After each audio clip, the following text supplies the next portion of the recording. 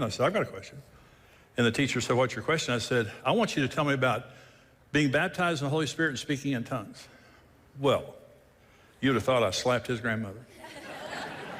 He turned purple and turned away and never answered my question. And I just didn't understand what happened. And we went into the hallway, and I said to Karen, I said, did I cuss? Because it hadn't been that long since I quit. You know, I thought maybe I accidentally cussed, you know, and what the blank is that? And so she said, you didn't say anything wrong. Well, this girl walked up to us in the hall after class. She said, you didn't say anything wrong. She said, they don't believe in the Holy Spirit. I said, seriously? Well, it's in the Bible. And she said, well, that doesn't matter to them. They don't believe it. So she said, my husband and I are charismatic. We're filled with the Spirit. We speak in tongues. So we'll explain to you all this. So we became very good friends with them. And so we went to a series of meetings where there were people of different denominations who believed in the Holy Spirit, and they would teach about it and preach about it. It took about a year for us to receive the Holy Spirit. Okay, where Walmart is on Grand, there used to be a hotel called the Villa Inn out there. Anybody remember the Villa Inn? Okay. And so we went to a full gospel businessmen's meeting, and we made the mistake of taking some of our church friends with us that didn't believe in the Holy Spirit. They did not appreciate it. And so, but we went, and there was a preacher there named Howard Canasser, and he had been kicked out of his denomination because he received the Holy Spirit and spoke in tongues.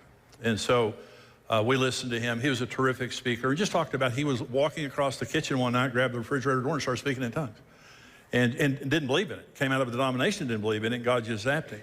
And he shared his testimony, and afterwards, they said, if you want to be prayed for, if you want us to lay our hands on you and pray for you, come back to this room behind the platform after the meeting. So we went back. Our friends left, mad, and they didn't appreciate it. So we went back to the room, and they prayed for Karen and me, Howard Canasser, and there were some other people. And they laid their hands on us and prayed for us and stuff like that. And they were saying, some of them were saying, well, just start praying like me, and they were praying in tongues, and I didn't like that. That embarrassed me.